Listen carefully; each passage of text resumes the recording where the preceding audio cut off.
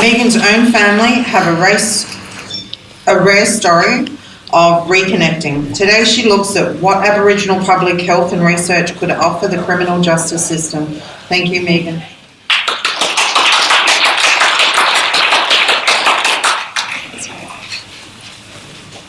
I'd like to start by acknowledging Gudjambara people and the Bundjalung people on whose land we meet today, and also acknowledge that I live and work on Wiradjuri country and also on the country of the Gadigal Wongal people in Sydney. And so today I wanted to show you a number of projects in which colleagues and I have looked at the notion of effectiveness. So I'm not going to be providing you with the actual tangible bits to measure around effectiveness and impact, but showcase to you what is possible by Aboriginal researchers in this country today, to give you some food for thought about maybe where you want to go with your programs and into the future.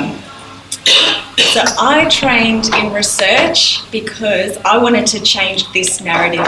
Maggie Walters, a professor from Tasmania, Aboriginal woman, epidemiologist, she said only recently on Twitter at a national Aboriginal Health Summit, which very few of us got to go to, most people in Australia don't know an Indigenous person, but they feel they know us through the data. The data focuses on the negative, and it leads people to assume that we are the problem, and we are not the problem. So I know that there's some difficulties with research, but it is also a solution, and I am sure it was an ancient way of being as well as something for us to take into the future. Our people would have been the best quality assurers and investigators and storytellers. So it's with that spirit that I take research forward. And when Aboriginal people lead research, we have better buy-in from our communities, better participation, more specific research questions, and research that translates to multiple audiences. So my research journey is really since 1994. It's always been in connection with a community organisation, not always an Aboriginal community organisation either, because say where I began, with people getting out of prison and people in needle exchanges, me as a young person in the mid-90s on the Gold Coast, Aboriginal Medical Services didn't want to know some of us. So, but there was a service that offered peer research and peer education. And that's where I got my first bit of training in and did a needs assessment. So this needs assessment led to things like a women's support group, positive injectors group, service planning, staff arrangement, training of service providers, policy and procedures manual, a peak body in that state, and also the need for understanding young people's issues around bloodborne viruses. So that led to the next project, which was an action research project, mixed methods, led by young injecting drug users, and we were able to get surveys done with people who didn't access services using a pyramid selling approach and training people up. One of those people now runs a homelessness service, 20 odd years later. That's the type of capacity building we were able to do back then. That then led to writing guidelines for the state government about bloodborne viruses and also about workforce development. So right through some major developments in those years about bloodborne virus prevention, we had Aboriginal people there and Aboriginal researchers there. So even though we're invisible, this is a legacy that still stands, some of these policies and procedures. That then led me onto my own PhD program, which I did part-time over 7 years while I worked and had the kids. And really that was to win an argument with my own grandfather about that there's more some Aboriginal families do to support people when they get out of prison. And I'm going to document how and where and who. And really it was probably the wrong spirit to bring, to a study like that, but you've got to be competitive to get a PhD completed, let's face it. But really it tapped into my passion for informal caring, because I see a lot goes on behind closed doors in Aboriginal families and communities that we don't account for, that we can't measure, we don't measure, therefore we don't know the impact of. But I reckon we could double the efforts that we report on if only we could capture that kind of informal work. So after that project, see how it's such a long connected journey, research. And I get that research can be invasive and difficult, but it can also be something very strategic that builds and includes Aboriginal communities. So other projects like evaluating pilot programs and developing an evaluation framework, and also for me now researching policymakers. That's my current business. So I'm always motivated by these themes. This thing about we're so over the data that's out at the moment because it's all about our dysfunction. What about our strengths and our cultural factors? At the moment, we're not in charge of the data. Maggie Walters also says we've got to change this dialogue around Indigenous people's health from deficit to strength-based. So we need to be deciding what data is collected and how it's used. That's what I want to encourage you all about. Yes, acknowledging that researchers have run roughshod over some of our communities and that it's been invasive. And there's a lot of research I'm invited to week in, week out in my job at a university. Come on this, can we use your name on this? Can you be on that advisory committee? Can you endorse this? Can you say, something good about our program for our, letter of support? So we have to be discerning as Aboriginal researchers, absolutely. But I urge more of you to begin to think about that as a pathway forward. So who here knows of the Lowitja Institute? Put your hand up if you know the Lowitja Institute. Okay. So more of you, please have a look at the Lowitja Institute website. It's our national Aboriginal-led Aboriginal and Torres Strait Islander Health Research Institute. It's got a 20-year history, and one big part of its vision is bringing up Aboriginal researchers, and we feel like we're a mob too. The website's an amazing clearinghouse of information about how communities can lead, control, and also translate research. And this book here celebrates our pretty much 15 to 20 year history. You can download it, and it's called Changing the Narrative in Aboriginal and Torres Strait Islander Health Research. So an excellent repository. And next, I just also want to advocate, yes, research is difficult. It might be a filthy word or a dirty word, but we've got to start to think of it actually as an asset to us if we can lead that agenda. So for me, I've deliberately trained in things like Western science, evaluation, economic modelling, advanced stats, narrative inquiry, grounded theory, you name it. And on top of that, recently training in journalism as well, which really makes you have to nail your key message in a small amount of writing, but reach a bigger audience. So it's well worth the investment. And these are the guidelines that in health we have to work by. We cannot do any research and get ethical clearance to do it without it being reciprocal with Aboriginal communities, respecting the culture and the history that's gone before and the needs of our very young, we're a youthing population, not an ageing population. We've got to respect that and set research that meets the needs of our young people. The equality of everybody's knowledges is respected in Aboriginal research too. Educated in one way or another, knowledges are equal. And that ensures the survival and protection of our cultures into the future. And in research, to see this bound together with a spirit of integrity. So we've got a lot of scope to use these guidelines to plan research that really does meet a grassroots organisation to be able to document their work and provide some evidence and leverage forward.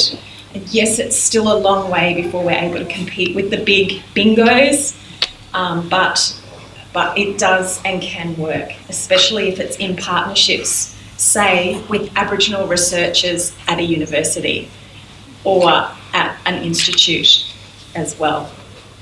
So I won't go through these in detail, but again, I just wanted to really inspire you and whet your appetite for what is possible. In Aboriginal ways, we see effectiveness as meaning a lot of different things, not just improvements in numbers and cheaper services and, you know, more people never coming back to jail, for example. Because sometimes we know someone going back to jail can also go with much deeper healing or awareness or other dynamics going on in the family. It's not always a one-way or black and white trajectory. So we've tried to develop some tools and questions to tease out some of that detail, and I'll take you through a few of them then. So one, I just wanted to show you one of the biggest things that I sort of currently work on. And I wouldn't have normally chosen this, but it's with Ted Knopf's, a mainstream youth residential rehab in inner Sydney. And I chose to go along on the research journey with them because 30% of the young people who go there are Aboriginal and Torres Strait Islander. So partly I felt the responsibility to suss out what this organisation's doing and ensuring that it is meeting some cultural needs or underlying needs. It's not just there because there's nowhere else to go. So hence the data is that intake, mid-range and follow-up questionnaires, as well as interviews during rehab and after release, after exit, and also with service providers as well. So a lot of data going on with that. Another project that shows us what's possible in research about effectiveness is completely different to that. This one's about case studies. And some colleagues of mine led this, and I was only involved in a very small part of it.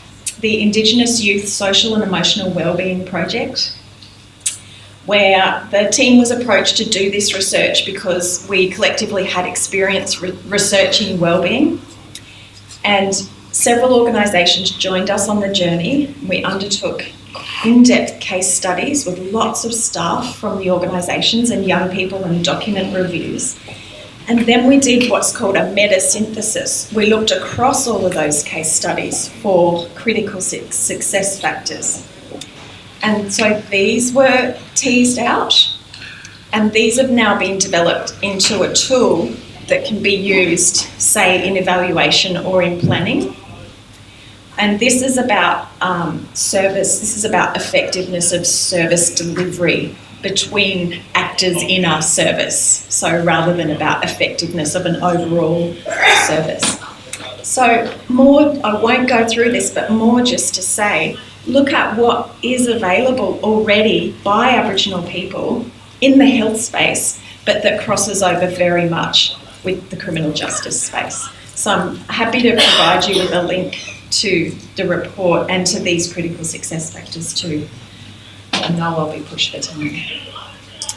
So another way of measuring effectiveness has occurred through these returning home programs and evaluations of those. They were very different settings that those programs were done in, but it was really specifically asking the question about what is the role of Aboriginal community controlled health organisations in post-prison release care.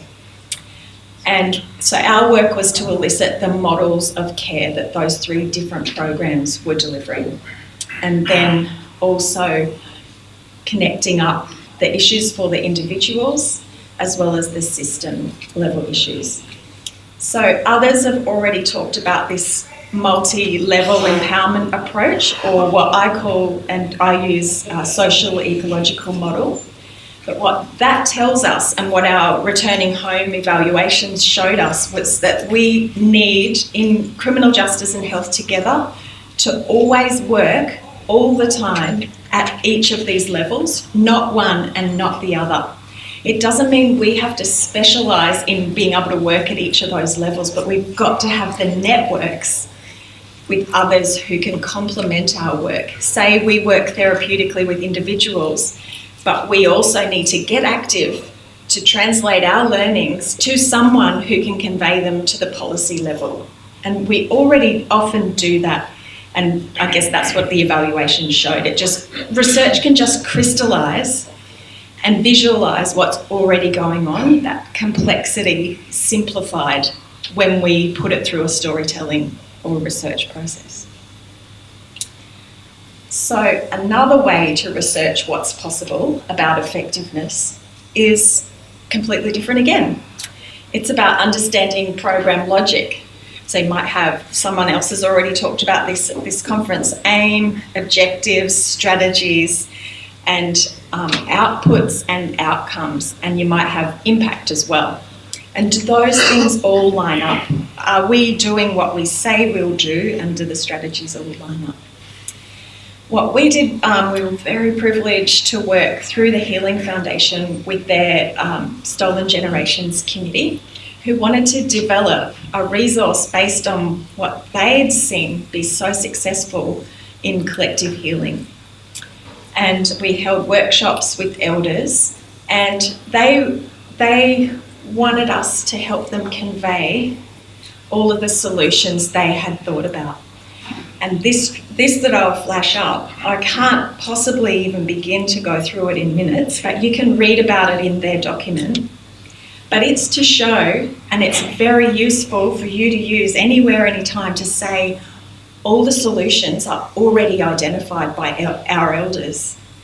And you don't have to do anything. You can say this to your policymakers, your parliamentarians. You don't have to do anything except know how can you enact and how can you enable what our elders have already identified.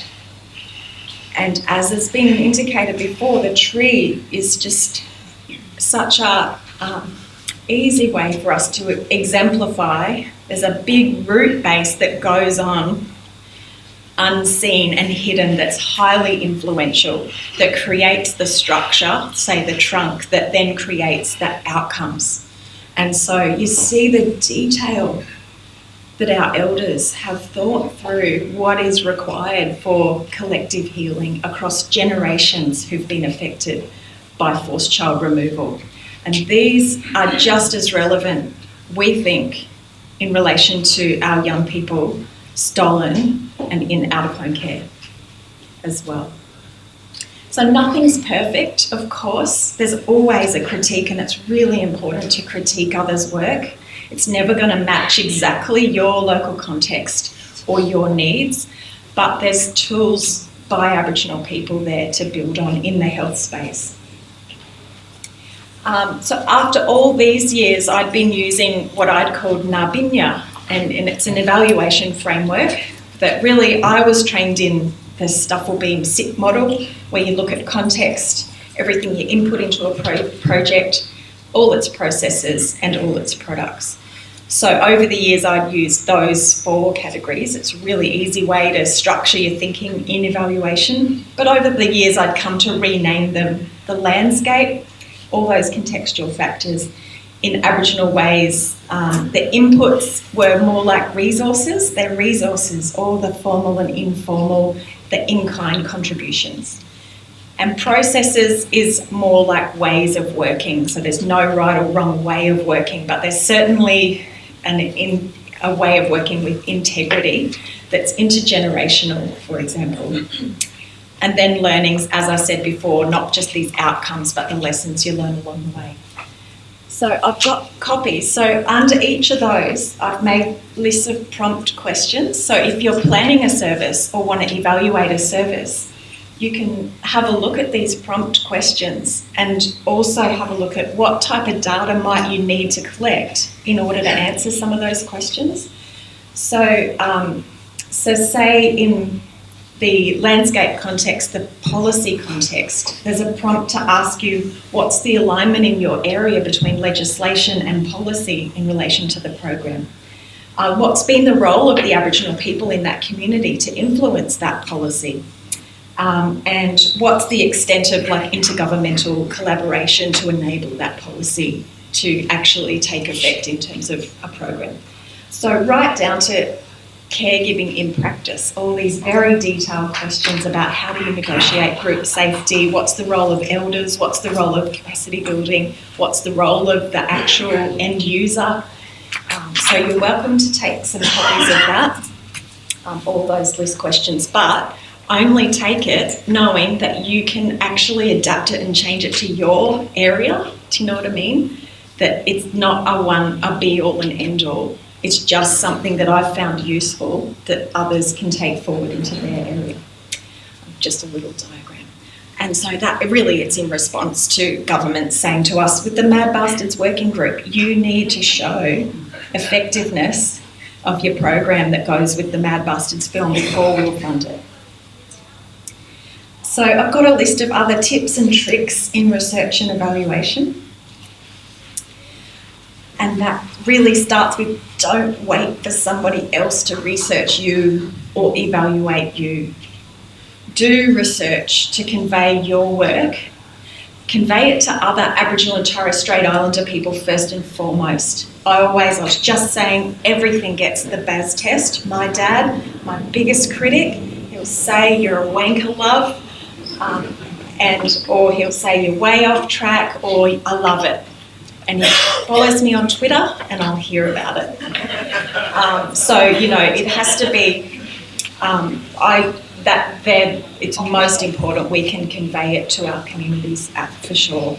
So partner with researchers now because you can, not because they've come to you or because you have to, because you want money or you want something or they want something from you. But think about who's in your university, in your local area, or who's online that resonates with you, and do your meet and greets and get to know people.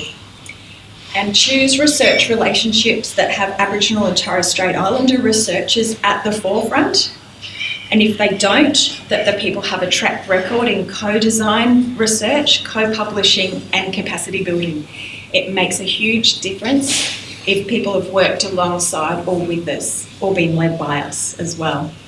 It's a big journey in research, and it's very risky to start a project, and it all can get very difficult. So be really proactive. Also develop a research governance system that might suit your community or your organisation. Who should lead it, how, diagram it as well so that people can understand it. And together identify and document your vision, your principles in research. Who are your spheres of influence in your organisation? Start to crystallise all that and do that planning. And also your bottom lines in research as well. Or facilitate some type of community involvement to identify priorities in your community so that when researchers do come along, you've got a document to say, no, our priorities are these. Because you could say to someone verbally, no, our priorities are these, but you still end up on some narrow research project that's their agenda. So if you've got something documented, even if it's just a one-pager of things that your board have said are priorities to research. I think also supporting our Aboriginal people of all ages to go. If uni is an option and people are wanting and willing, it's not for everyone, and I was going to say that, but they're very hard places to be, that our aspirations are beyond teaching and nursing, and that research is a wonderful, very rich, very active career for people that can begin early in undergrad as well. It doesn't have to be a PhD kind of led thing. So push your local unis to develop those pathways. And if you cannot and none of that's going to stick, really push for peer research, for Aboriginal people to be there, hearing those stories through interviews and participating in research. So I'll just leave it with that.